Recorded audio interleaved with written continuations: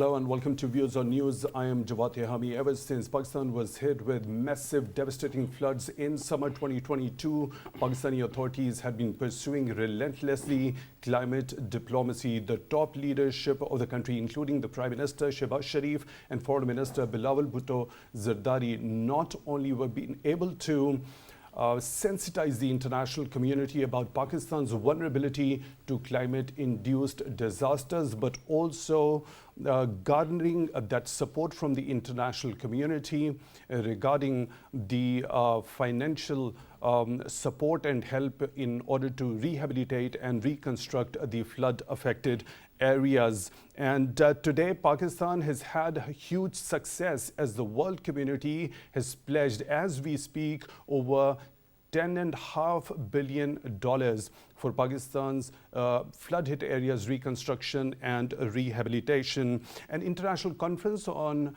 climate resilient Pakistan is underway in Geneva in Switzerland, which is being co-hosted by Pakistan and the United Nations. Now, participants from more than 40 countries, also the international financial institutions and also the private donors are in attendance at this particular conference. Now, Prime Minister Shehbaz Sharif presented a comprehensive 4RF document. It is related to resilience, recovery, rehabilitation and reconstruction framework. At that time, Prime Minister Shehbaz Sharif said we have to rebuild the lives and the dreams of the flood-ravaged people. At the end of the first session, Prime Minister Shehbaz Sharif and United Nations Secretary General Mr. Antonio Guterres held a joint press stakeout, and Prime Minister Shehbaz Sharif thanked the international community for their help and support in this difficult time. United Nations Secretary General Antonio Guterres at the same time urged the world community for massive investments for climate resilient Pakistan, and he has also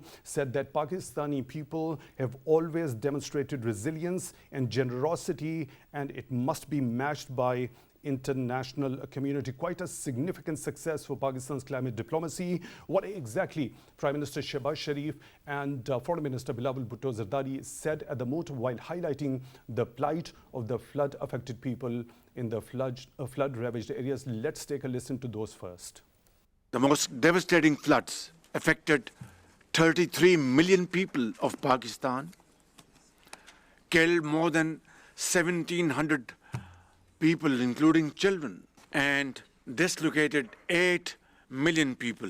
More than 8,000 kilometers of roads were washed away. Education was disrupted for 2.6 million students, including 1 million girls. One can go on about the records broken by this disaster, but truly speaking, we are racing against time.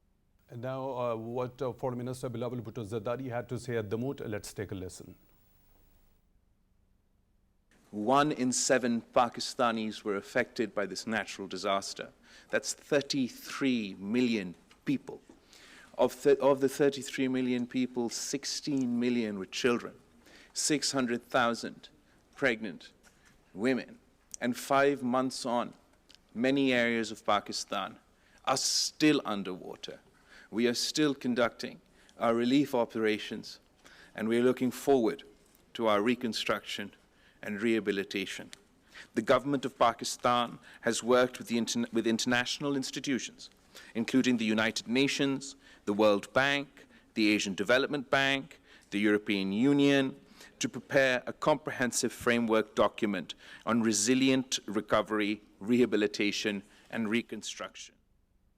You just heard both the Prime Minister Shehbaz Sharif and also Foreign Minister Bilawal Bhutto Zardari highlighting the plight of the flood victims in the flood-affected areas. Over 1,700 people lost their lives and over 33 million people were affected. Prime Minister said, we are racing against time. Let me bring in our panelists. We are honored to have been joined in the studio by Dr. Ejaz Ahmad. He's an environmentalist. Dr. Ejaz Ahmad, thank you very much for your time, for being on Views on News. Really appreciate that. And we are also honored to have been joined in the studio by Mr. Mohammed Abdullah Deol. He's expert flood risk management associated with UNESCO and is also working with the World Wildlife Fund. Mr. Abdullah, thank you very much for your time, for being with us on Views on News. We are also honored to have been joined on the phone line by Ms. Claudia Webbe.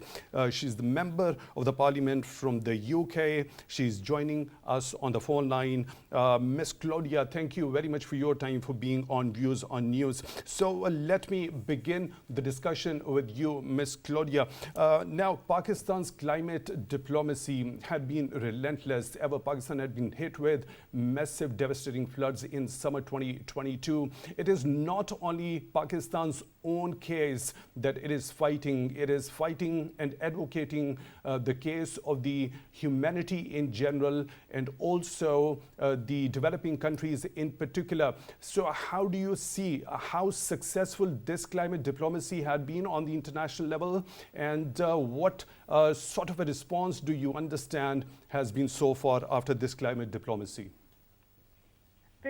This has been absolutely important, significantly important, because as you've indicated, it significantly affects developing countries. The future of climate change is already in the here and now.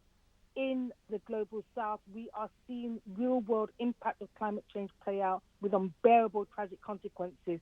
So Pakistan is amongst the top 10 countries most vulnerable to extreme weather conditions brought about by climate change, yet it contributes less than 1% to global greenhouse emissions. That message, a singular message, has had to be made right across the world, and of course Pakistan has led in that cry for help, and the reasons why it was necessary. In fact, Pakistan deserves reparations for the climate disaster that is being pitted upon it when it contributes less than 1% to that climate disaster. It is absolutely right that the international community responds because Pakistan should not pay the price of our greed. And by our, I'm talking about largely Western countries, the global north, that has created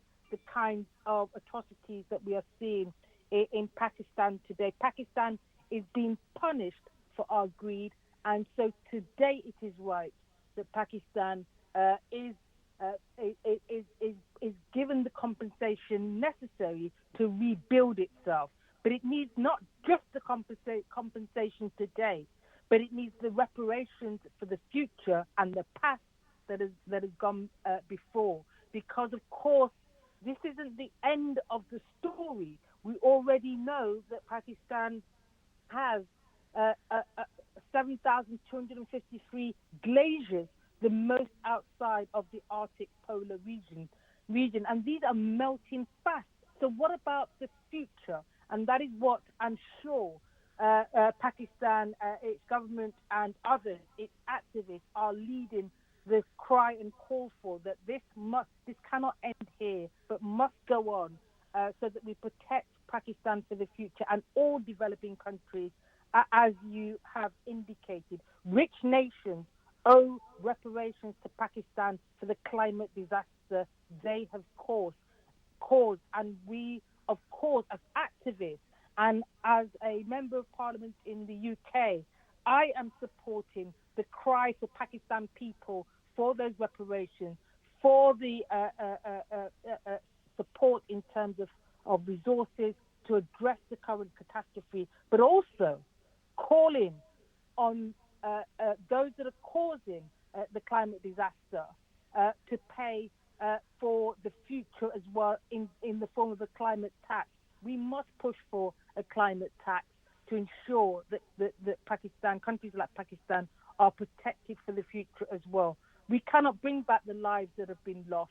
So many lives have been lost as a result of the devastation in Pakistan. Those lives cannot be brought back, but we must protect Pakistan for the future as well. This has been a successful campaign, yes, but it's not the end. It's only the beginning. Ms. Claudia, the way you and other members of the parliament in the UK are advocating Pakistan's case around the world, it is highly commendable. And now when we talk about the funding gap, which was estimated to be around $8 billion for rehabilitation and reconstruction in the flood-affected areas in Pakistan, but as the moot goes on, as we speak, so far there have been pledges of around $10.57 billion. So there was a requirement, an estimated requirement for the international community of around $8 billion. So don't you think this particular response by the international community at this particular moot had been remarkable and phenomenal? We are talking about responding to the present reality of climate change. We're talking about the voices of the voiceless in Pakistan having risen up and having fought back. In a sense, no one could watch what was happening in Pakistan and decide to do nothing. Countries around the world, and that cry has been led by developing countries, including the voice of Pakistan itself, and including supporters like myself around the world, pushing for change to happen because it was absolutely necessary. But that change cannot just be that which we've seen today in terms of that 10 billion compensation for the devastation that Pakistan has faced, being submerged in water. Over one third of Pakistan being submerged in water. What the success can only come when we see real change in terms of the decarbonization and an end to fossil fuel reliance. Now that move has to be seen to be real in order for success to be realized. Silence is not an option. It was never an option when we saw what was happening to Pakistan. My voice rises because the constituents that I represent here in the UK, in Leicester, have a significant number of those families are from Pakistan, and they were witnessing and watching their families and their communities drown in the flooding and in the climate disaster. Our voices cannot be silent. Their voice cannot be silent. And I had to speak up for the disaster that we were seeing. And developing countries across the world, and including Pakistan's own voice, has been strong on this. Pakistan must continue to lead that voice and continue to bring others along with it, the voices of the international community like myself, because we will support you. In Pakistan's international debt should be, in my view, immediately cancelled because there is still reparations needed for the past.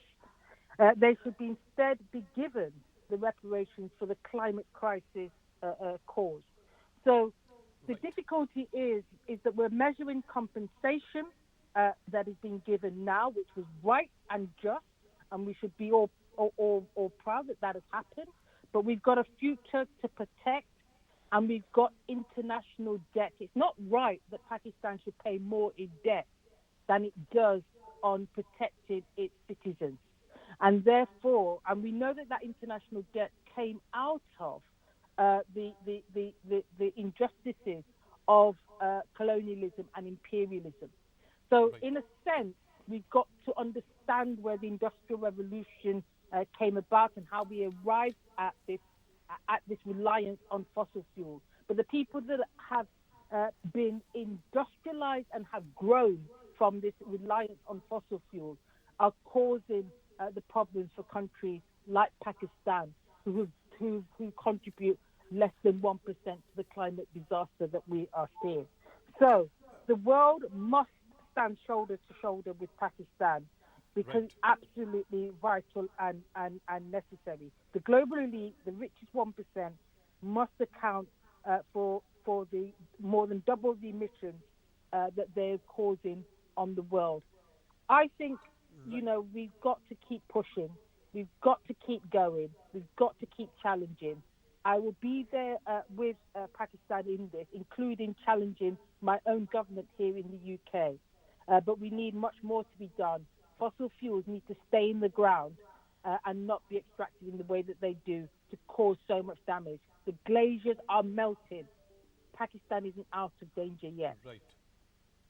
Ms. Claudia, as you already mentioned, United Nations Secretary General had also given the idea of debt swaps and kind of debt relief also for the countries, including Pakistan, who happen to be vulnerable to climate-induced disasters. Now, today in a speech at this particular mood, has openly called out the global financial system as morally bankrupt.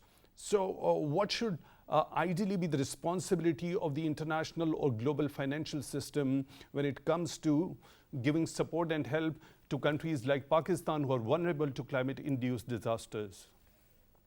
I mean, I agree with that voice and that view in the way in which international debt has been carried out. Because as I've indicated, we're talking about an international debt system built off the back of colonialism and imperialism, which basically also lends itself to the whole notion of the climate disaster. And what we need to transfer this kind of financial system into is a system that recognizes the need for climate tax. That means that those countries, those companies, those corporations causing the most emissions, using the most fossil fuel, need to pay for that for that privilege, and they need to be able to transfer those funds to developing countries like to countries like Pakistan and other countries that have contributed the least to climate disaster. We need a reorganization of our international financial system for sure. So that it is not the richest countries, the wealthiest countries that are benefiting and leaving countries like Pakistan paying more in international debt than it is in protecting the health of its nation. We've got to transfer our financial system around and start talking about this climate tax and start talking about reparations. Pakistan deserves reparations, and it deserves, of course it deserves, the kind of compensation for the disaster that happened.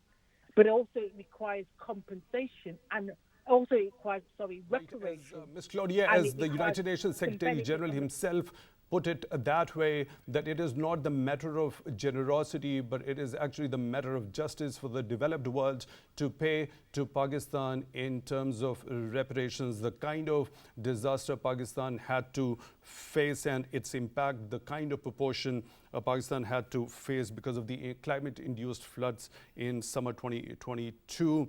Ms. Claudia Webbe, Member Parliament from the UK, joining us on the phone line. Really appreciate your time for being with us on Views on News tonight. Let's proceed with the discussion. Dr. Ejaz Ahmad, how successful do you think Pakistan's climate diplomacy had been so far? A phenomenal and remarkable response so far as today's international conference on climate resilient Pakistan is concerned.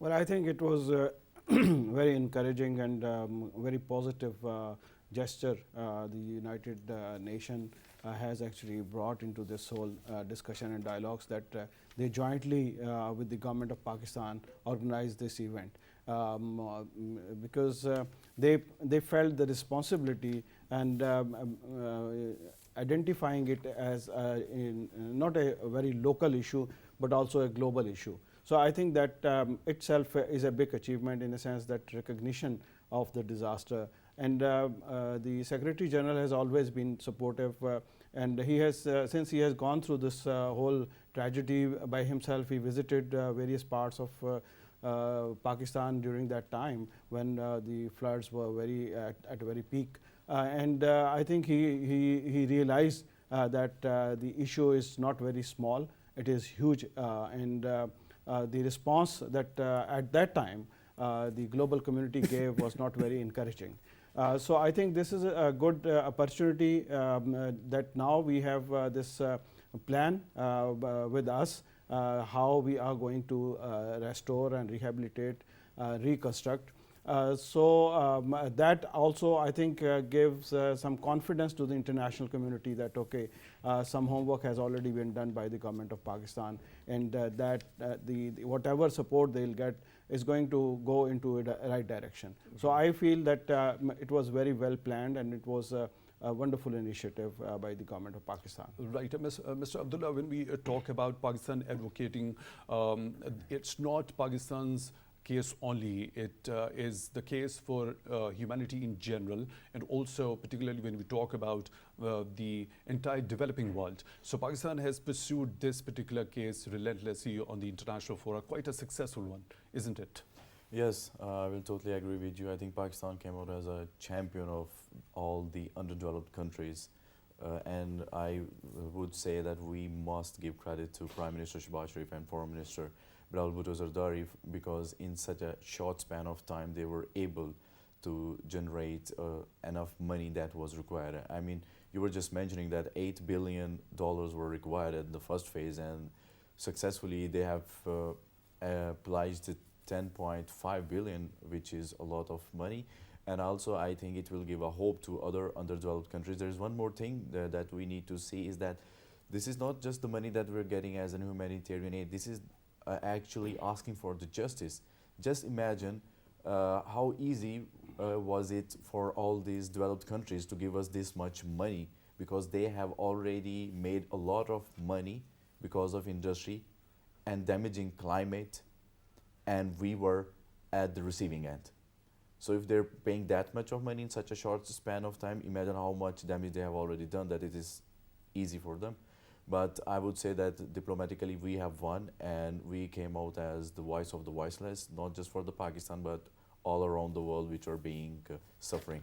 Right. Dr. Ejaz, when we talk about the gaps, the pledges and the fulfillment of the commitment that has been made by the international community, we saw the United Nations being at the forefront along with Pakistani authorities ever since Pakistan was hit by these devastating floods. There were 2 flash appeals by the United Nations launched, and the second appeal urged the international community to give around $816 million, but till the end of the previous month in December, around 262 million have been garnered so far, and that happens to be only 30% of it. So still a huge gap in whatever the pledges were by the international community and what they actually gave in material or in cash or in kind of inflows. So this time around, when we have seen there is a pledge of $10.57 billion, what needs to be done? Is there any sort of mechanism the United Nations need to look into and develop regarding the inflow of this particular amount?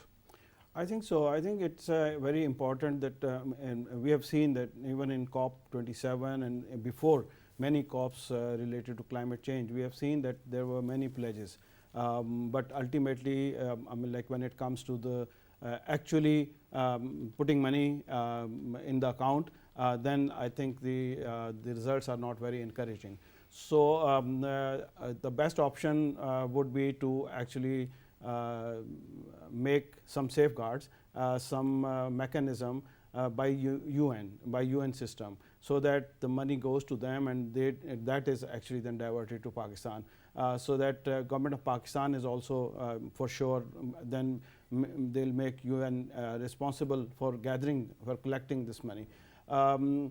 It's unfortunate that historically there have been many pledges. I'm not talking about Pakistan, but generally at the global arena, where many conventions, Convention on Biodiversity, Climate Change Convention, etc., got commitments of billions of dollars. But ultimately, nothing happens. Well, not nothing, but not encouraging results are coming out. Similarly, during this COP27, this loss and damage mechanism was one of the major element of the COP. And there are some agreements by the governments, and some pledges have been made, but I think this is going on for the last many years. But no positive result has been seen yet. Let's ask Mr. Abdullah how the UN can develop a mechanism to ensure whatever the pledges have been made are ensured to be made through inflows towards a particular country which is requiring it. I think previously in COP27, first of all, they agreed in the first step that they will pay, and yet they have to decide what would be the mechanism to give it to all the underdeveloped countries. But I think it's a good thing that the world is taking us seriously, and they have promised us. So I think on this big platform like Geneva, if you're promising something over a span of 3 years or 4 years, I think diplomatically you will have to stay to your words, stay true to your words. So I think the mechanism would be just like 1/3 of the country was underwater is like building 1/3 of a country.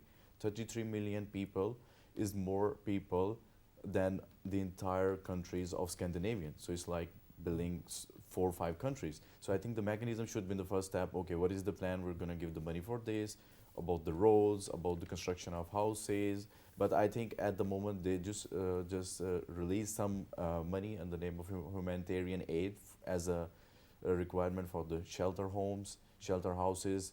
I mean, there is a special care for pregnant women. They immediately need that money. So I think there could UN can act as a third party, and they can take that money and they can take the guarantee of that this money is going there without any hurdles, and it is actually reaching to the people that are in the dire need of help. So I think those little baby born need special care. So that will be a really good idea for UN to act as a third party and provide all the care. Right. Dr. Ejaz, how big an impetus United Nations Secretary General Antonio Guterres' presence and his personal visit to Pakistan to this particular campaign and advocacy of sensitizing the international community about the kind of impacts and vulnerability related to climate-induced disasters played in this particular case?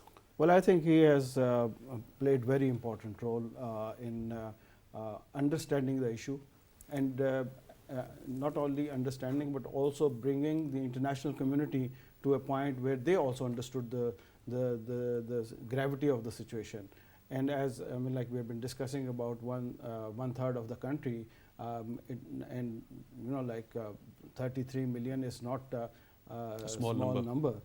And also, if we talk about the timeline, starting from, you know, like end of June or July, August, September, October, now we are sitting in year 2023. So the intensity as well as the duration, I think the tragedy is huge, and it is still going on. It has not stopped yet. But I think another factor which has been instrumental in recognition of this are various events that has actually occurred in the northern world, in the developed countries, like the heat wave in UK, storms in snowstorms in US, and many other in Europe. The climatic conditions have actually affected to a greater extent. So I think there is a realization of this issue at that level as well. And in Pakistan, 2022 was one of the very severe year as far as climate change and climate disasters are concerned.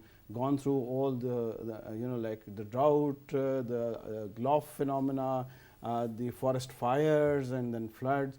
It's huge, you know, like devastation from all the different climatic events. Mr. Abdullah, how crucial was his presence, his personal participation, United Nations Secretary General Antonio Guterres, to this particular case of Pakistan when sensitizing the international community, and how big an impetus his personal participation and sensitizing the international community about this played in this regard?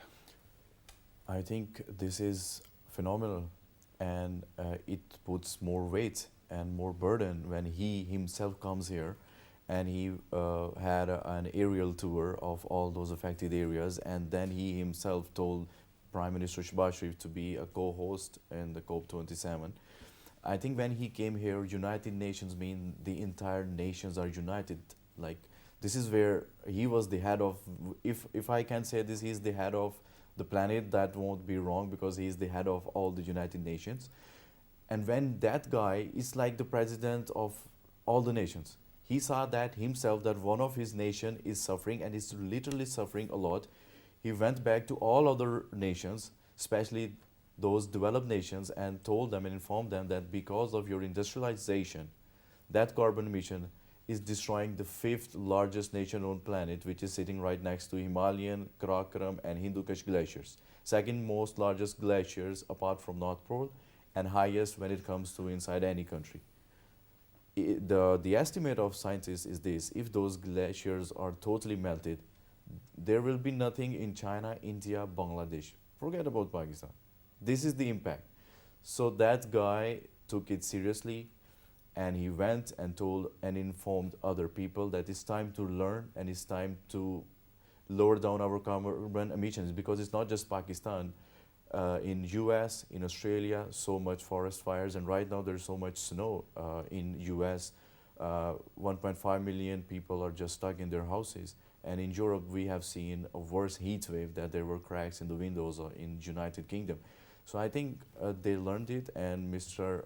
Secretary did a really great job in working as an ambassador for Pakistan. Right, your point is well taken. Now, Dr. Ejaz, when we talk about his statements coming at that time when he personally visited Pakistan, he gave the idea of debt swaps and debt relief also. Now, today, during today's mood, he has called out the international or the global financial system as morally bankrupt. So, what do you think should have been the responsibility of the global financial system when a country like Pakistan has been hit with such a severe disaster? Well, I'm not a financial analyst, but I think the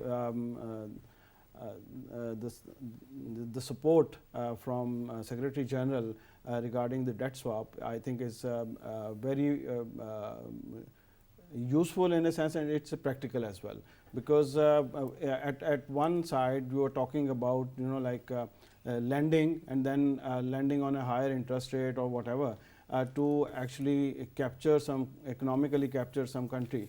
But I think this is a good opportunity where all the international communities who have been giving loans to various countries, including Pakistan, should look into how they can arrange this debt swap mechanism. Based on the humanitarian grounds? Of course. And also, I mean, like this has happened earlier in Pakistan. Many countries have, I mean, like previously done this debt swap. I remember the Italian government at one point did this debt swap, and all the debt that Pakistan was supposed to pay was then supposed to spend on the environmental related issue in the northern part of Pakistan. So there are already examples, and I think this mechanism will help Pakistan, and it will reduce pressure on Pakistan. Right. Mr. Abdullah, when we talk about the 4RF document that has been presented by Prime Minister Shehbaz Sharif at today's moot, now it relates to resilience, recovery, rehabilitation and reconstruction. There is two parts. Now, when we particularly focus on the first part, it reflects on priorities for recovery and reconstruction.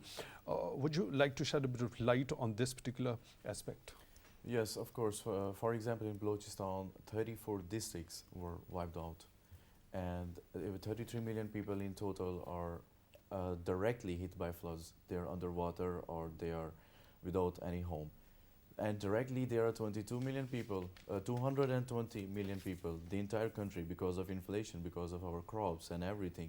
So when we talk about rehabilitation, it's like building an entire new city.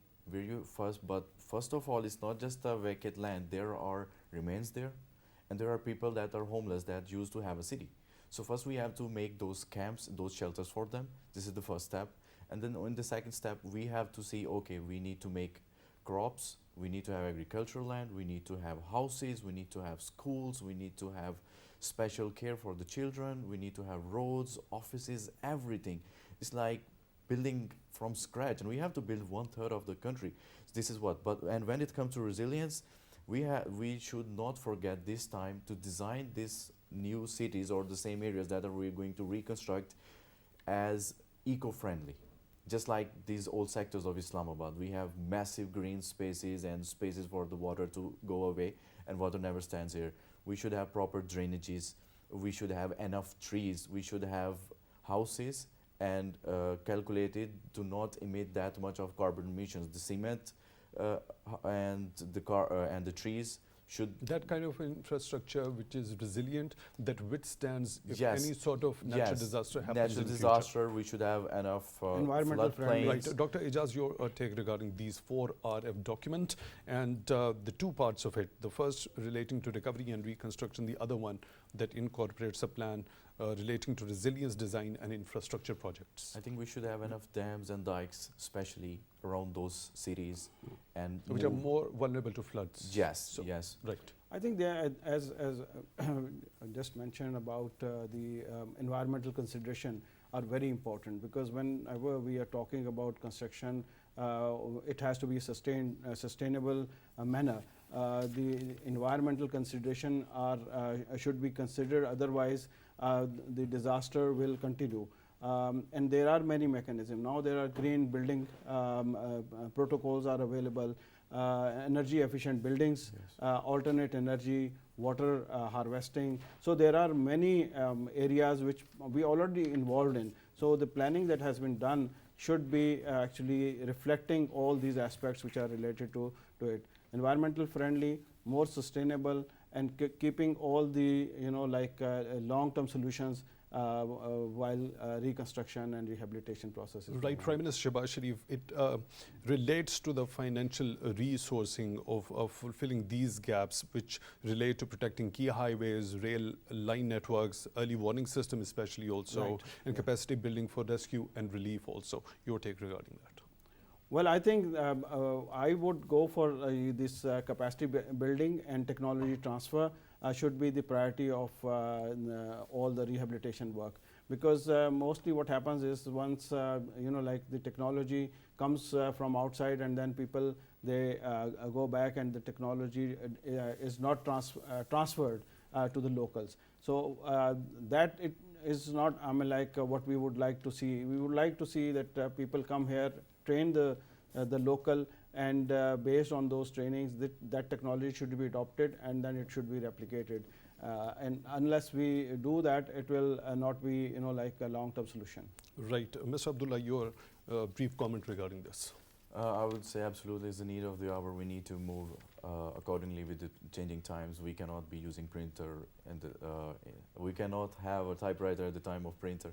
So I think we should save our railways networks, and we should design in such a way that our infrastructure doesn't get that much affected. And also early warning system is the need of the hour, especially for a country like Pakistan, where we have suffered a lot, and it's the second time that 1/3 of the country was underwater. And I will also take that time to thank the international community, Germany, Switzerland, Europe, and all other private donors, especially Saudi Arabia. Thank you for pledging that much of money, and a special thanks to Prime Minister and the Foreign Minister for advocating Pakistan's case successfully, and it's a victory for all of us. Thank you very And the much. Secretary General. Right, Yes. right. Dr. Ejaz Ahmad, Environmentalist, thank you very much for your time, for being Thank on you. Views on Thank News. you. Really appreciate that. And Muhammad Abdullah, Deol expert, flood risk management associated with UNESCO, and also working with World Wildlife Fund. Thank you very much for your time. Thank you for for being having us. on Views on News. So the entire discussion reveals that it was a huge diplomatic success for the Pakistani authorities when it came to sensitizing the international community of Pakistan's vulnerability to climate-induced disasters. And today's mood, International Conference on Climate Resilient Pakistan, it had been a huge success. It was co-hosted by Pakistan as well as the United Nations. And as we speak, the world has pledged over $10 billion for the rehabilitation and reconstruction in the flood-affected areas in Pakistan. And it is very much expected, and the flood victims really look forward to the world community to make these pledges to fulfilling this particular commitment. The sooner, the better. With that note, we come to end of today's Views on News. Until the next one, take good care of yourselves.